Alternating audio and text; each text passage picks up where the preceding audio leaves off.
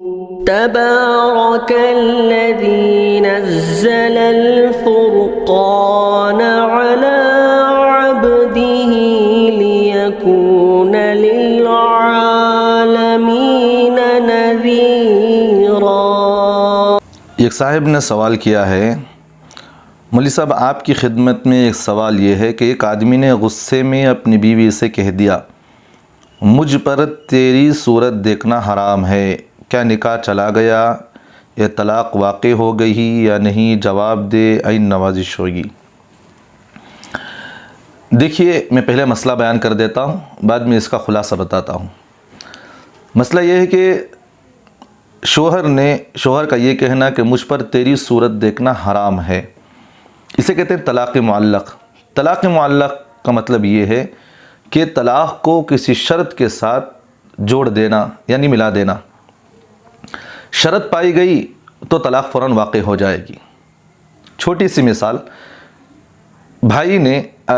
شوہر نے زید شوہر ہے، اپنی بیوی سے کہا اگر تو اپنے بھائی کے گھر گئی تو تجھے طلاق ہے۔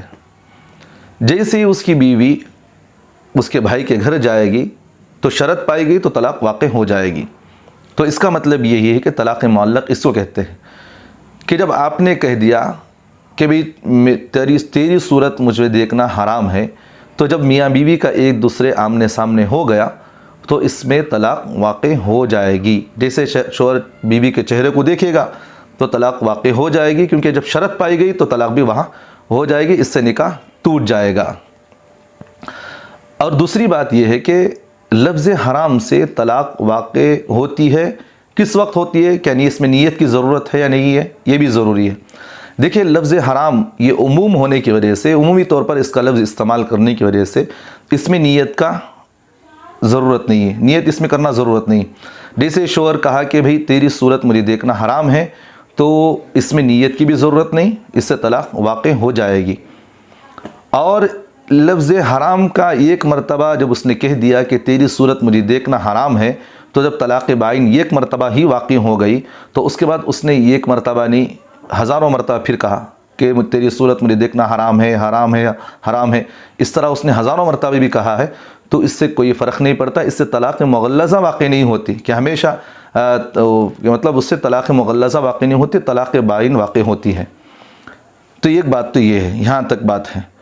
اور اسی طرح تیسری بات یہ ہے کہ اب اس عورت کی عدت کا مسئلہ آ گیا کہ اب اس سے طلاق بائن واقع ہو گئے، ان دونوں کا نکاح ٹوٹ گیا، ان کا نکاح حرام ہے، اب دونوں اب نکاح میں نہیں رہ سکتے، گویا کہ نکاح سے الگ ہو چکے ہیں دونوں۔ یہ اب یہی بات ہے ان دونوں کی عدت کا، عورت کی عدت کا مسئلہ ہے۔ اگر عورت حالت حمل میں ہے تو وضع حمل تک اس کی عدت ہے، یعنی اگر عورت حاملہ تھی اس وقت اس سے شوہر نے کہا کہ تیری صورت مجھے دیکھنا حرام ہے، تو جیسے ہی شوہر اس کی صورت دیکھ لیا تو جب طلاق شرط پائی گئی تو طلاق بھی واقع ہو گئی ہے۔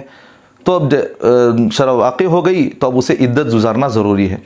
تو عدت یہ ہے کہ اگر حاملہ تھی تو وضع حمل تک اس کی عدت ہے، جیسے اس کا حمل نکل گیا تو پھر اس کی عدت اسی وقت ختم ہو گئی، چاہے 1 گھنٹہ ہو، 2 گھنٹے ہو، یا 5 منٹ ہو، 10 منٹ ہو، اس کی عدت ہو جائے گی وضع حمل کے بعد۔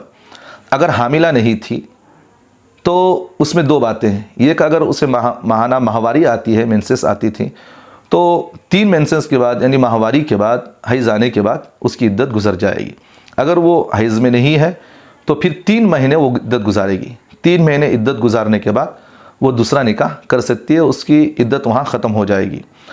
یہاں تک کا ہوا عدت کا مسئلہ۔ اگر دونوں مذکورہ میاں بیوی جو میں نے مسئلہ بیان کیا ہے، یہ دونوں میاں بیوی اگر پھر آپس میں اس کی عدت ہونے کے بعد، عورت کی عدت ہونے کے بعد شوہر اور میاں بیوی نے کہا کہ چلو بھی ہمارے سے جو غلطی ہو گئی معاف کر لیں، اب ہم آپس میں مل جل کر رہیں گے، جو کچھ بھی اونچ نیچ ہو گئی چلو معاف کر لیں، تو اب یہ دونوں رضامندی کے ساتھ رہنا چاہتے ہیں تو 2 گواہوں کی موجودگی میں نئے مہر کے ساتھ نکاح کے مجلس منعقد کریں، پھر ان دونوں کا نکاح ہوگا، اب یہ دونوں ساتھ رہ سکتے ہیں۔ اگر عورت یہ کہی کہ مجھے ساتھ نہیں رہنا ہے، میں تمہارے سے نہیں رہنا چاہتی، اب میں الگ رہنا چاہتی ہوں، تو اسے شوہر اسے فورس نہیں کر سکتا، اس پر زور زبردستی نہیں کر سکتا کہ تم میرے ساتھ رہنا ہے، کیونکہ وہ آزاد ہو گئی ابھی، اب وہ چاہے تو دوسرے کے ساتھ نکاح بھی کر سکتی ہے۔ اور اسی طرح اب یہ طلاق بائن واقع ہونے کے بعد اب شوہر کے پاس کتنے طلاقوں کا حق ہے، یہ بھی ایک ضروری بات ہے۔ اب ایک طلاق بائن واقع ہونے کے بعد اب اس کے بعد 2 طلاقوں کا اختیار اور باقی رہے گا۔ اب یہ دونوں آپس میں نکاح کر لے تو پھر 2 طلاقوں کا اختیار ان کو باقی رہے گا۔ یہاں تک کا ہو گیا مسئلہ، امید ہے کہ آپ سمجھ چکے ہوں گے۔